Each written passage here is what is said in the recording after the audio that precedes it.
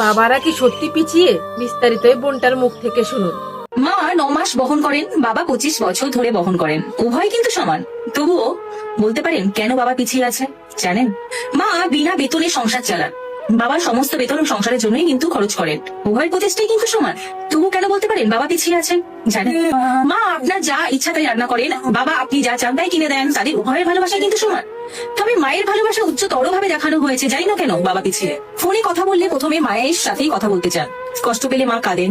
আপনার প্রয়োজন হলে আপনি বাবাকে মনে রাখবেন, কিন্তু বাবার কি কখনো খারাপ লাগেনি আপনি তাকে অন্য সময় মনে করেন না? তাই জন্য ছেলে মেয়েদের কাছ থেকে ভালোবাসা পাওয়ার ক্ষেত্রে প্রজন্মের জন্য বাবা কেন পিছিয়ে আছে সত্যি জানি না। আলমারি ভরে যাবে রঙিন শাড়ি আর বাচ্চাদের অনেক অনেক জামা কাপড় দিয়ে, কিন্তু বাবার জামা খুবই কম।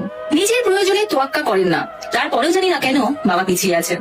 মায়ের অনেক সোনার গয়না আছে, কিন্তু বাবার একটাই আংটি আছে, যেটা তার বিয়ের সময় দেওয়া হয়েছিল। তবুও মা কম গয়না নিয়েও কিন্তু অভিযোগ করতে পারেন, আর বাবা করেন না। তারপরেও জানি না কেন বাবা পিছিয়ে আছেন। বাবা সারা জীবন কঠোর পরিশ্রম করেন পরিবারের যত্ন নেওয়ার জন্য, কিন্তু যখন স্বীকৃতি পাওয়ার কথা আসে কেন জানি না তিনি সবসময় পিছিয়ে থাকে। মা বলে উৎসবের জন্য আমার শাড়ি কিনতে হবে, অথচ বাবা নতুন জামা কাপড়ের কথা ভাবেন অনেক।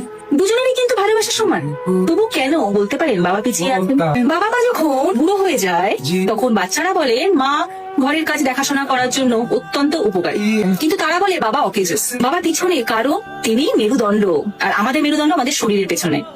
অথচ তার কারণেই আমরা কিন্তু নিজেদের মতো করে দাঁড়াতে পারি। সম্ভবত এই কারণেই তিনি পিছিয়ে আছেন জানেন।